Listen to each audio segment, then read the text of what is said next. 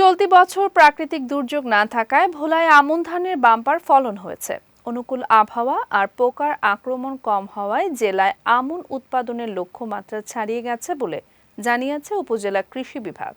ভালো ফলনের পাশাপাশি বাজারে ন্যায্য মূল্য পাওয়ায় এবছর ক্ষতি পুষিয়ে নেয়ার স্বপ্ন দেখছেন কৃষকেরা।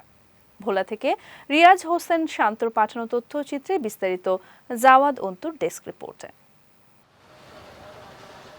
দিগন্তজোড়া রৌদ্রোজ্জ্বল মাঠে সোনালী ধানের ঝিলিক, সঙ্গে কর্মব্যস্ত কৃষকের মুখে আনন্দের হাসি।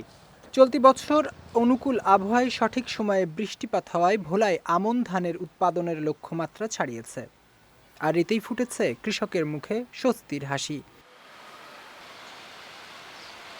কৃষকরা বলছেন, ভালো ফলনের পাশাপাশি চলতি বছর বাজারে ন্যায্য মূল্য পাওয়ায় সন্তুষ্ট তারা। গত বছরের ক্ষতি পুষিয়ে এবার লাভবান হওয়ার স্বপ্ন দেখছেন কৃষক। প্রতি বছর তো গৃহস্থী করি, এবারকার 10 বিঘা জমি ধান করছি, মানে আল্লাহ তাল্লাহ এবার ফসল ভালো দিয়েছে, এবার মানে আল্লাহ মানে আমি লাভবান হয়েছি। গত বছরকার তুলনায় আপনার অনেক ধান আবার ভালো হয়েছে, বদলার পয়সা বাদ দিয়া অনেক লাভ হইব আমাদের। 3.5 ঘন্টার জন্য আমি তো আমন ধানের গৃহস্থী করছি, খরচপাতি যে খুবই লাভবান আছে আল্লাহর রহমতে। আগে থেকে ফলন অনেক ভালো হয়েছে এবং সার ওষুধ এবং জমি বিভিন্ন খরচপাতি দিয়ে আলহামদুলিল্লাহ দেখতেছি আমরা আগে থেকে আরও কিছু ভালো লাভবান।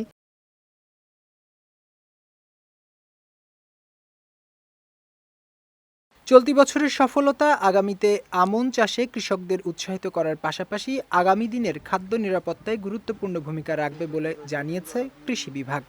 এবছর আমাদের উপসি আমনের টার্গেট ছিল 23,710 হেক্টর জমিতে, 23,720 হেক্টর জমিতে আবাদ অর্জিত হয়েছে। তার বেশিরভাগই উপসি, সেক্ষেত্রে 22,500 হেক্টর জমিতে উপসি আমনের আবাদ হয়েছে। অন্যান্য প্রাকৃতিক দুর্যোগ সহ পোকামাকড় রোগবালাইয়ের আক্রমণ তেমন ছিল না বলেই এবছর ধানের ফলন খুব ভালো হয়েছে। বিশেষ করে 87, 95 এবং 52 ক্ষেত্রে ধানের বাম্পার ফলন হয়েছে, যার ক্ষেত্রে কৃষকরা ধান উৎপাদন করে তাদের নিজেদের খোরাকির পাশাপাশি বিক্রি করে আর্থিকভাবে লাভবান হতে পারবে। এবছর জেলায় 23,720 হেক্টর জমিতে আমন ধানের আবাদ হয়েছে, যা গত বছরের তুলনায় বেশি। জেলার অনেক এলাকায় ধান কাটার কাজ শুরু হলেও কিছু স্থানে এখনো চলছে মাড়াইয়ের কাজ। বিজয় টিভি নিউজ ডেস্ক।